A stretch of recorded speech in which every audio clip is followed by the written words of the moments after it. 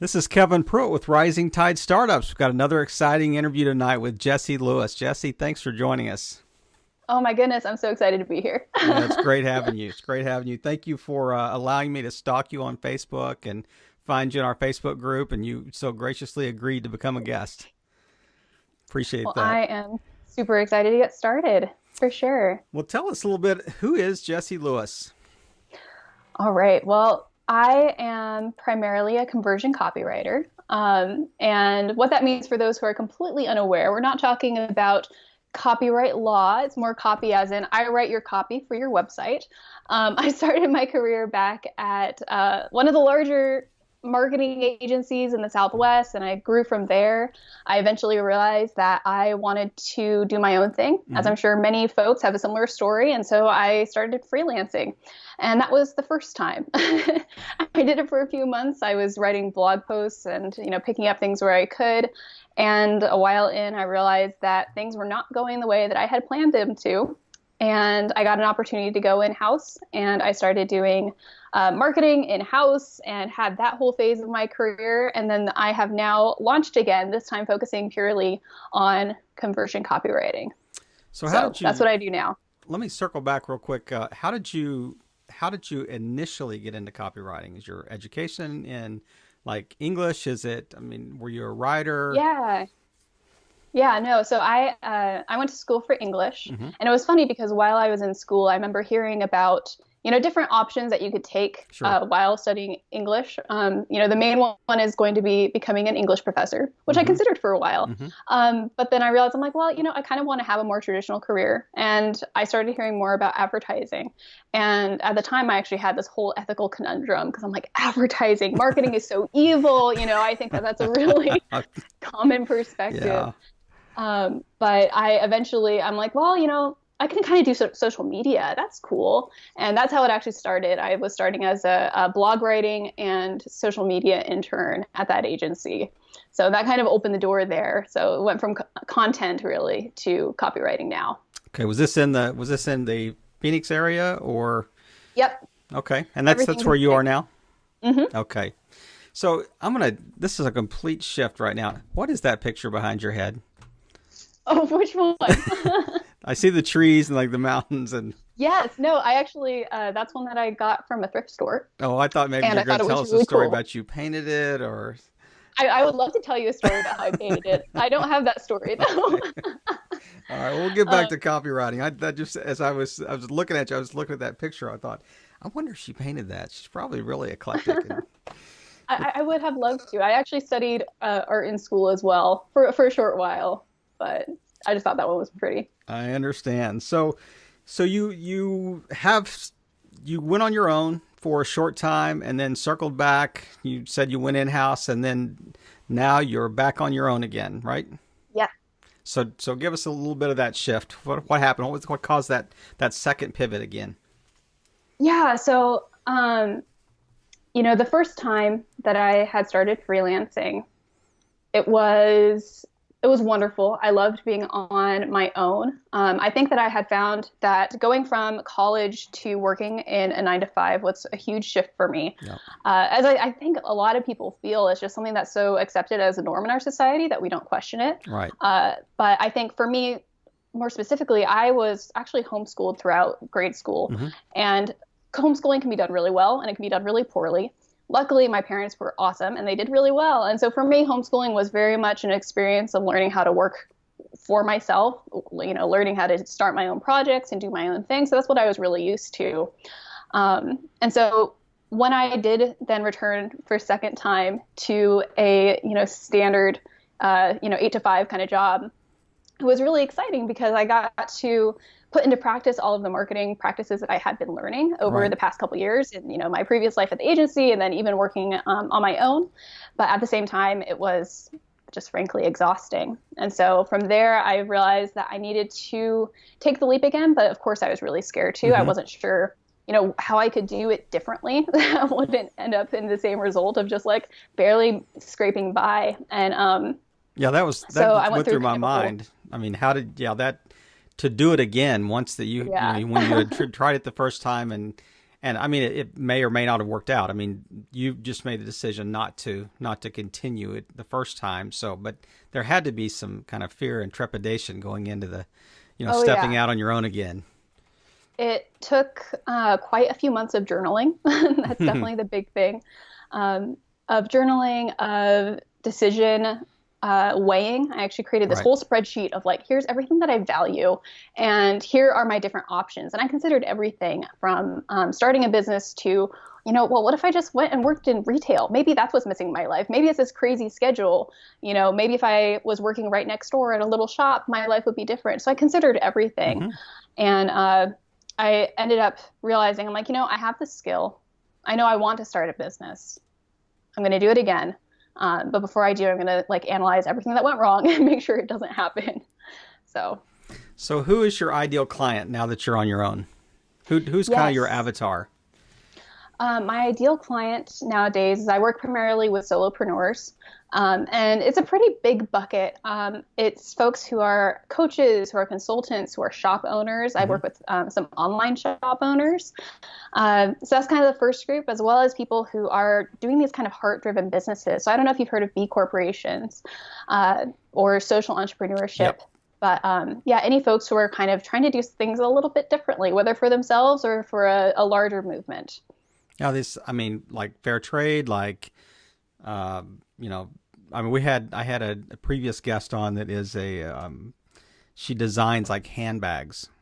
That would Oh, be that's a awesome. great, it's called Freedom Shoe, and it really is a social enterprise. So it'd be good to go back and listen to that one as well. But, and she's on her own, but we've known her for a very long time. I mean, she was actually an international exchange student that came to the States, and our family kind of was a host family, or a friendship family for her when she was in university. So it was Hmm. just a great story to see what she's doing with her life now, and just amazing things. But yeah, I mean, I've been in the nonprofit space for a very long time, and so we lived overseas for like about 13 years. So Hmm. working in education and disaster relief, and so my heart is with you on that. I really appreciate the fact that it's kind of like if you had a niche avatar that you were going after, Well, and I love it because I feel like I'm seeing more and more folks moving in that for direction. sure. Especially the solopreneurs. Yeah. A lot of individuals being like, I need to do something different. I need more meaning in my job. Yeah. What can I do? So tell me, since you've started this last pivot on your own, what has been kind of the lowest point that you've encountered since you and how long ago was that? Yeah, so it's been almost a year now Okay. for the second run. Okay. Probably my lowest point. I don't know if there's one specific time, but definitely in the first couple months of quitting a job for the second time and trying to rebuild and figure things out. There were lots of emotional up and downs.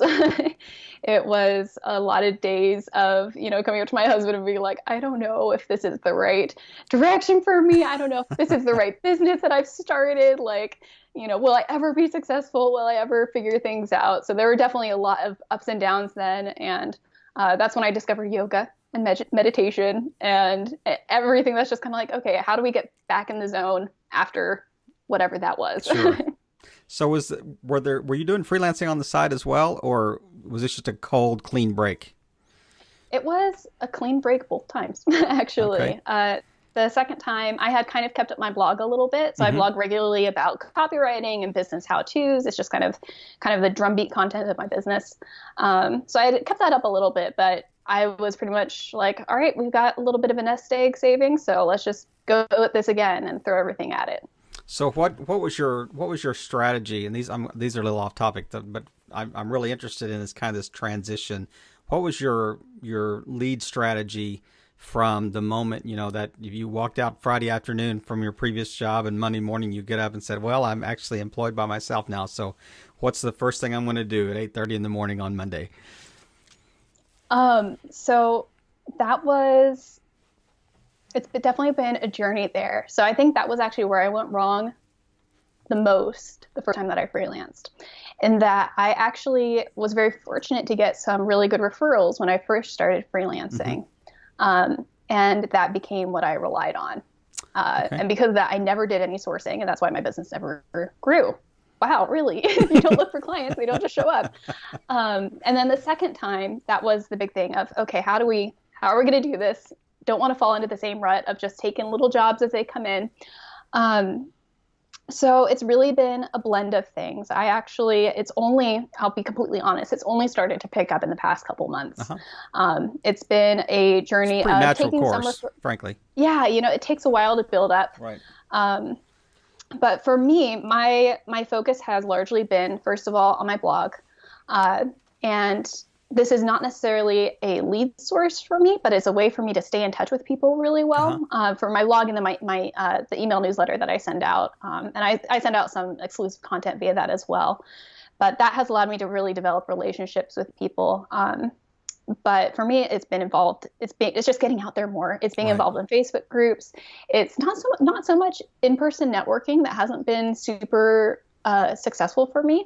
And I think that a lot of people feel that way as well. But it's Facebook groups, it's LinkedIn. It's just, how can I start nurturing those one-on-one relationships more? I think for a long time I was really focused, coming from the big brand agency world, I was focused on, we need to send out blog posts everywhere. We need to have a full social media strategy. And it's this, kind of big touch. And I'm realizing now it's much more about how can I help this one person right now and develop that relationship with them. And then maybe that might lead to, a potential client engagement. If not, that's totally fine because I just made a new friend. So I'm okay with that.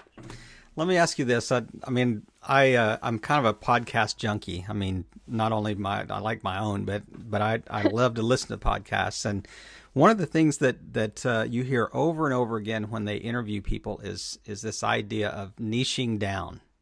Continue to niche down your avatar until it's almost painful. Focus so tightly, and it's almost counterintuitive, especially for somebody just getting started. And I know you mentioned earlier, you said, the bucket's pretty big of who the client, the ideal client would be right now. Tell me your philosophy on, or what you've at least learned in the last, 12 to 18 months about that versus, do you think that you should niche down more to really focus on the ideal client, or are you too early in the process to do that? I mean, just give me some of your thoughts on that, because I think that'd be really interesting for others to hear that, maybe facing kind of the same point that you are in the process, or, maybe struggling with something like that. So here are my thoughts. I think that when you're first starting out, it is beneficial to cast the net a little bit wide. If you don't have any sort of network or any sort of testimonials, you just need to start getting enough that you can prove that you're credible. Right. If you are a solo service provider, that's the most important thing, is just start getting some snippets under your belt, whatever that might look like, a little bit of design work if you're a designer. But I do definitely believe full-heartedly in niching down. That's actually, if I look at my first time freelancing versus, the second time running my business, that has definitely been a big difference. Is I realized that I was, even the first time when I quit my first job, I said, I'm so sick of blogs. I'm never going to write any more blogs for people. But of course, those were the referrals coming in. So I was like, okay, I guess I'm doing blogs now. And, I'm a full-time blog writer. Work out. Oh yeah. And this time, that was one of the big differences, is I was really intentional. Like, I am niching in both who I serve, but also what I do. I only do conversion copy, and that means both web copy and it means emails, and that's it. Anybody else, I'm going to refer you somewhere else because I need to stay focused. And what I found is that niching down in what you offer allows you to develop a lot of expertise, and that's been huge in learning a craft even. And then as far as niching down by client, I definitely think that it's valuable. And especially from a marketing perspective, you need to be able to speak directly to who you want to market to. Right. And there's all, sayings about that, but the thing that's most important to me when I am niching down is ideological lineup, if that makes sense. Yeah. So like for me, I'm working both with solopreneurs and, maybe these bigger companies, but my hope is that they all are these heart-driven Right. businesses. Right. So there's lots of different ways to niche, but Sure. as long as you have one way to present your message, that's what's going to be most effective. That's a good word. I like the way you kind of clarify and refine that right at the end as you were wrapping up that little soliloquy on, niching down that, because that's exactly right. I think sometimes we just think about just the what's the client look like, who is that client in terms of, demographics like age, gender, spending patterns, those types of things. And I really like the more ideological approach to looking for your ideal client. So we talked about the kind of the lowest point. Tell us your highest point since you started your business, this latest iteration. I have to be honest, it's probably last week and this week. Wow. Good timing. Things have been picking up in a huge way.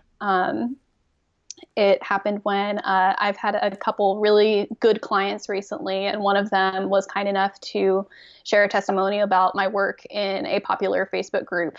And as a result, I have spent the past 3 days fielding inquiries on Facebook. Fantastic. I'm like, yes, I'll take it all. Send it my way.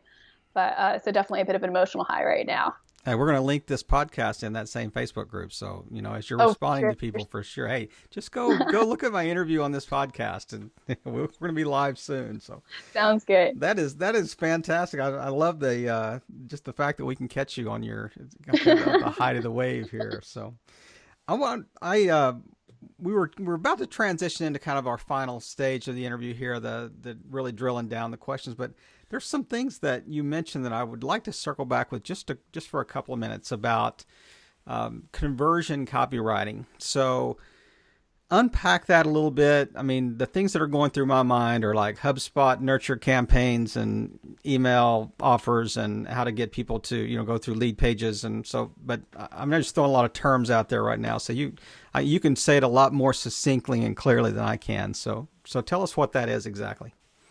For sure. So conversion copywriting is, it's basically, in my mind, the best form of copywriting, obviously, because I do it.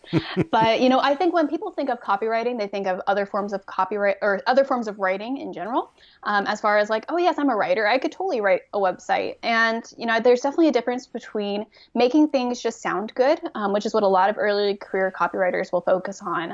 A lot of early career copywriters are, have a writing background, and they're like, sure, I can write a website. But when you get into conversion copy, it's really about taking the key messages that are going to move a reader to action. So on one hand, you have all of the hopes and desires and pain points of your reader, and then you have your business and what you offer and how you might be able to offer that. And in the middle are the key messages, and those are the things that you want to be repeating over and over. And so conversion copywriting is all about, okay, how can we lay out those key messages in a way that's going to actually move a person to convert? And that's why I focus mostly on web copy and email, because those are really where that happens. Okay. And this is like taking them on the buyer's journey. Yes. I think that a lot of conversion copywriters will focus in on funnels, on funnel strategy. Right. A lot of folks will focus in on launches. If you're doing an online course or something along those lines. But conversion copywriting, it's a method of copywriting that's a lot bigger than all of those things. Right. And at its core, it's story. It's putting the buyer in the story. It's crafting the story around the pain point that the company can solve for the buyer. So. Yes. And actually my favorite part about it is that really, a lot of this has been taught by Joanna Wiebe. She's the leader of Copy Hackers, if you're familiar. And so that she's actually the one who I've, kind of studied her writing and everything that she teaches. And a lot of it is kind of turning the language that the customer uses back on them. So it involves a lot of research as far as like, how are they actually talking about their pain points? If somebody says, if you're selling soap, and somebody says, I'm tired of my hands drying out, then you can turn that into a headline that says, tired of your hands drying out, because that's exactly what they're experiencing. So and social media has unlocked that. I mean, because of the online conversation that happens around, product lines and around companies. So that is, it's really interesting that, that I think when we think of copyright, it's just such a broad category of what that is, but I appreciate you narrowing that down. So let's get a little more granular here and find out get a little deeper in the Jessie Lewis psyche here. And so tell me, who other than maybe it's the lady you just mentioned, but who online probably inspires you the most and why? So I follow quite a few people and I admire many people, but I think right now, the person who would be at the top of my list is Marie Forleo. Yeah. And I'm actually taking her B School class right now, and that's been fantastic. But what I love about her is how she has taken business as a concept, which I think, for the longest time has been very male dominated. It has been very, this is the way that we do business. And she's brought such this gentleness and love and kindness and said, here's another way of doing it. Yeah. And I love it. I eat it up. It's kind of like Steve Jobs met Brene Brown or something. Oh yeah, totally. No, she's a genius. Yeah, she is. She's amazing. She's amazing. Well, tell me, is there a specific life quote that you have somewhere you've written in a journal, you got it taped on your computer, it's on the wall? Is there one quote that just kind of inspires you that you like to refer back to often? Could be two. There is one actually. It's one that I cannot for the life of me figure out who initially said it and where I initially heard it. Something in my brain is telling me Ben Franklin, but that might also be fake. So who knows? But the quote is this: it's do today only what you can do again tomorrow. And it's this idea of living your life through habits that, you're not going to overextend yourself today. You're going to always have the long view in mind. And I think I maybe had heard it initially in like a workout context of right. Don't, kill yourself because then you'll be out of commission for a week. But I think like in a business context, it aligns really closely with what I want to do as far as create a lifestyle that is going to be sustainable and create a business that I love that's not going to burn me out over time. So that definitely plays in my head a lot. Well, I can assure you, if Ben Franklin didn't say it, he probably thought it, because it certainly fits into his kind of life pattern. He was very systematic, very methodical, very habit driven. So yeah, that's good. Nobody's ever mentioned that quote before. So that's a great quote to add to our list here. So if you could go back, say 18 months, what's a specific piece of advice you would give yourself that our listeners may be able to, benefit from as well, that you would say, I'd love to have a mulligan on that. I'd love to have a redo on that one. This is one piece of advice I would give myself, that I would do something different 12 to 18 months ago. I would always be free with my advice. So that's actually one of the regrets that I have about my business, is that there have been certain times where people have reached out for help. And I think that there's this movement right now of, charge what you're worth. Don't say, if somebody comes up to you and says, let me pick your brain, you should say no and direct them to your, consulting fee or something like that. And like, I get the mentality behind it, and I'm behind, charging for your work. But at the same time, I think there is something really important, even from just a lead standpoint, of offering some level of help early on, if only to show that you know what you're talking about, to show that you are helpful, and to give them a taste of what it's like to work with you. There have been times where I have, kind of turned my shoulder and be like, I'd love to help, here's how much it'll cost. And I've regretted it every single time. Wow. So that would definitely be my biggest piece of advice, is don't do that. Just be nice, help people, and it'll come back. No, that's a great point to make, because you're right. There's a real movement in this online, business space that says, don't give your time away for free. But I heard a quote on another podcast I was just listening to today, an Albert Einstein quote that said, don't try to be a person of success, be a person of value. And I really resonated with what you just said. I like to hear that, that whole idea of, providing valuable, you talk about providing valuable content, that is part of what you do. And I've read back through some of your blog posts. You do that, you do provide that content, you provide good advice that's completely free and accessible on your blog. But I'm sure that, as we dig deeper, that would lead to, courses that you would provide or something like that, which makes perfect sense. I mean, that's what you do for a living.